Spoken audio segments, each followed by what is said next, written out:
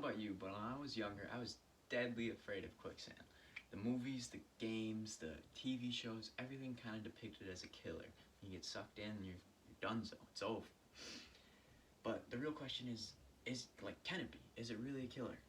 For some odd reason, since I would watch those TV shows, those movies, those games, I always thought it was kind of interesting. Like, where did you go? What happened? What is it? And I found that this speech could be a good opportunity for me to learn, even though it's kind of an odd topic. In the speech, I will tell you about what quicksand really is, if it can be deadly or not, and how you can escape it. Let's get right into it. The first topic is, what is quicksand and where can it be found? Quicksand is a mix of a couple different things. It can either be sand, dirt, or sediment mixed with water or air. It's the difference of the two matters that doesn't really combine really well, which is why the more stress you add to it, the more vibrations you add to it, usually the farther you get sucked in, usually the farther, like the more you move, the more you struggle, that's when you get stuck. Because the more vibrations are, the more it hardens up.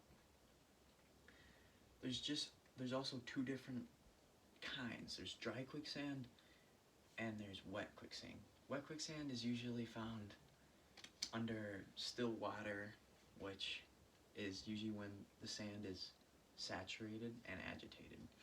When this happens, you step on it, and that's usually when it's the right condition. There's also dry quicksand, which is usually found in deserts, that kind of area. Where wet quicksand is usually like jungle, marshes, swamps, ponds, that kind of stuff. A random fact is dry quicksand has a sediment layer on top, which makes it look no different than the rest of the land. But the second you step in it, you can get stuck right in a normal quicksand.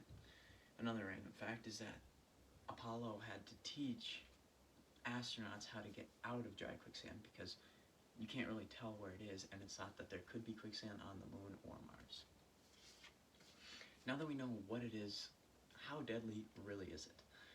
Now with this one I learned pretty fast looking up and doing research. Sadly, Hollywood did kind of bamboozle us. It is not really deadly. I couldn't find a death number per year. It was so low. Every now and then there's some sad stories about families or kids or adults getting caught under quicksand, under a tide, or I don't know, just some sad stuff, but in the grand scheme of things, you're more likely to get killed by a vending machine, a cow, just a shark, like random things that don't really happen. It is still pretty dangerous. There's 5 ways that you can technically die from it. The most common usually being drowning. When you drown from it, it's usually because either you fall head first, because if you fall head first, you can't really get out. Your upper body usually is stuck, and without someone else there, it can be hard. Or you get stuck, and then high tide comes in, and you just take the water in like a champ, I guess. The next one is crush syndrome. This is where you can be stuck in it for a couple hours, like a longer time usually, and it starts to harden up. It crushes your bones, your internal organs, stuff like that. It doesn't seem very pleasant. But the next is hypothermia. When you're under it, it's underground water and stuff that's been sitting there for who knows how long. It's really cold, your body can't take it very long, and you can get hypothermia. The next two are kind of rare. I didn't see really any cases of these, but are predators. You get stuck in it. A lot of animals have adapted to it. They know what quicksand is. They know how to get in. They know how to get out. And they use it to their advantage. And so if they see you stuck in it, they'll come get you. Another is dehydration. I mean, if you're in there for 2 days, I feel like something else would probably have happened by then, but it's possible you could dehydrate before any of the other ones. Knowing that it can be dangerous, I would lastly love to talk about how you get out. Now, there's a couple steps to it, and the first is just relax. Take a deep breath. If you have a backpack on, if you have any like heavy things on you, try and throw them off before you get in. Try and keep your arms out of it, because that's when you get a little more stuck, is when your hands and arms get in it. But just take a deep breath and just relax. Second step is try and use your environment. You have friends there, you have sticks, trees, anything you can grab. Try and use them. You won't be able to pull yourself straight up because it will have a strong grip on you, but you will be able to use it to like get leverage and help push you out. The next step is kick. Okay, so I know I said don't struggle, don't do this. But once you're already in it, if you just kick your legs, like shimmy back and forth, you know, you want to get your waist high moving. Because once you do that, water from the top layer will go down into the where your legs are, so you have more movement and it's not like you're stuck in something.